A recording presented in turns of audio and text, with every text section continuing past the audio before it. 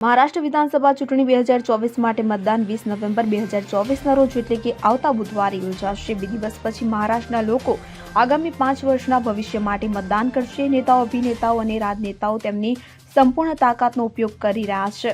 મૌલાનાઓ પણ ચૂંટણીમાં ઉતર્યા છે અને હવે ઋષિમુનિઓ પણ પોતાનો ભાગ ભજવી રહ્યા છે। મહારાષ્ટ્રના રાજકીય મુદ્દાઓ પર જગતગુરુ પરમહંસ આચાર્યએ કહ્યું કે જે મૌલવીઓ ફતવા જારી કરી રહ્યા છે તેઓએ કાં તો ફતવો છોડી દેવો જોઈએ અથવા તો દેશ છોડી દેવો જોઈએ। અયોધ્યાની તપસ્વી શિબિરના વડા જગતગુરુ પરમહંસ આચાર્યએ જણાવ્યું હતું કે બાળા સાહેબ ઠાકરે પોતાનું સમગ્ર જીવન છત્રપતિ શિવાજી મહારાજના સંકલ્પોને પૂર્ણ કરવા માટે સમર્પિત કર્યું હતું। એ અલગ વાત છે કે તેમના ગેરકાયદેસર પુત્ર ઉદ્ધવ ઠાકરે અલગ રસ્તે ચાલ્યા ગયા છે, પરંતુ એકનાથ શિંદે તેમના સિદ્ધાંતોને અનુસરી રહ્યા છે। અમે સંતોના આશીર્વાદ एकनाथ शिंदे जी साथ है।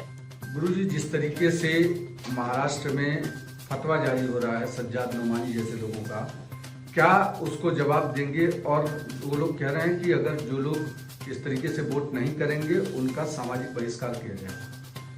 देखिए, भारत एक लोकतांत्रिक और संवैधानिक राष्ट्र है। यहाँ संविधान के दायरे में सबको रहना चाहिए।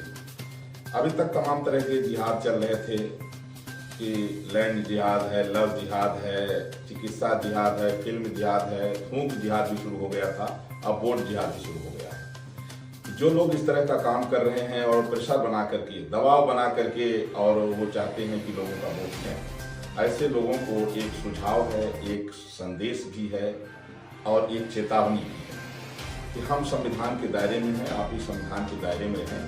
आप लोगों से अपील करें, लेकिन आपका ये राइट नहीं बनता है कि कोई अपनी इच्छा से देश का भविष्य चयन कर रहा है तो आप उसके ऊपर प्रेशर बनाएंगे या आप उसका सामाजिक बहिष्कार करेंगे। और सज्जाद नुमानी जैसे लोगों को मैं यही कहूँगा कि वो जनता से क्षमा मांगे और इस तरह की हरकत न करें। अगर इस तरह का दुस्साहस करेंगे तो हम लोग अब चिन्हित करना शुरू कर दिए हैं और सरकार बनने के बाद हम लोग प्रयास करेंगे कि संवैधानिक दायरे में फतवा जो है बंद होना चाहिए। लोग या तो फतवा छोड़ दें या देश छोड़ दें, नहीं तो दुनिया हम लोग छुड़ा देंगे और जिंदा इनको जमीन में दफना देंगे। ये चैलेंज भी है और अगर ये लोग अपनी हरकतों से बाज नहीं आए तो वो दिन भी आ जाएगा जब इस तरह के लोगों को जिंदा जमीन में गाड़ दिया जाएगा। Bureau report CN24 news. હવે જુઓ દેશ દુનિયાની તમામ ખબરો તમારી આંગળીના ટેરવે। ઉઠાવો મોબાઈલ અને ગૂગલ પ્લે સ્ટોર પરથી ડાઉનલોડ કરો અમારી CN24 ન્યૂઝ મોબાઈલ એપ।